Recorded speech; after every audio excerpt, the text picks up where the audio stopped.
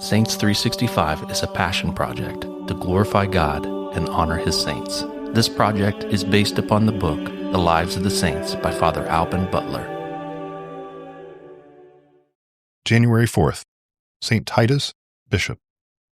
Titus was a convert from heathenism, a disciple of St. Paul, one of the chosen companions of the apostles in his journey to the Council of Jerusalem, and his fellow laborers in many apostolic missions. From the second epistle, which St. Paul sent by the hand of Titus to the Corinthians, we gain an insight into his character and understand the strong affection which his master bore him. Titus had been commissioned to carry out a twofold office, needing much firmness, discretion, and charity. He was to be the bearer of a severe rebuke to the Corinthians, who were giving scandal and were wavering in their faith. And at the same time he was put to their charity to a further test, by calling upon them for abundant alms for the church at Jerusalem. St. Paul, meanwhile, was anxiously awaiting the result. At Troas, he writes, "I had no rest in my spirit, because I found not Titus, my brother. He set sail to Macedonia." Here, at last, Titus brought the good news. His success had been complete. He reported the sorrow, the zeal, the generosity of the Christians, till the apostle could not contain his joy, and sent back to them his faithful messenger, with the letter of comfort from which we have quoted.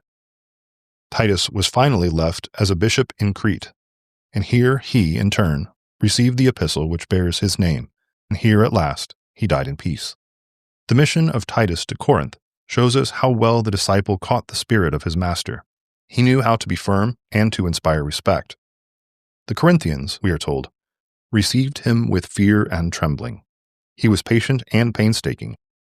St. Paul gave thanks to God, who had put such carefulness for them in the heart of Titus, and these gifts were enhanced by a quickness to detect and call out all that was good in others, and by a joyousness which overflowed upon the spirit of St. Paul himself, who abundantly rejoiced in the joy of Titus. Reflection. Saints win their empire over the hearts of men by their wide and affectionate sympathy. This was the characteristic gift of St. Titus, and it was of St. Paul, St. Francis Xavier, and many others. St. Titus, pray for us.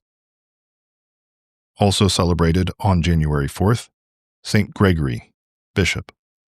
St. Gregory was one of the principal senators of Autun, and continued from the death of his wife, a widower, till the age of 57, at which time, for his singular virtues, he was consecrated Bishop of Langres, which see he governed with admirable prudence and zeal 33 years, sanctifying his pastoral labors by the most profound humility, assiduous prayer, and extraordinary abstinence and mortification. An incredible number of infidels were converted by him from idolatry, and worldly Christians from their disorders.